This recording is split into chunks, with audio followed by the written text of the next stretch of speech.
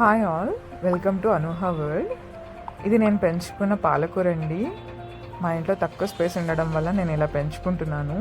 But నాకు ఇలా మొక్కల్ని పెంచుకోవడం కానీ ఆకుకూరలని ఏమైనా పెంచుకోవడం నాకు చాలా ఇష్టం అండి. అందుకే ఇలా పెంచుకుంటున్నాను. చూడండి ఎంత తాజాగా ఫ్రెష్గా ఉందో. మార్కెట్లో ఇలా ఉండదు కదండి. ఇలా మనమే పెంచుకుంటే బాగుంటుంది.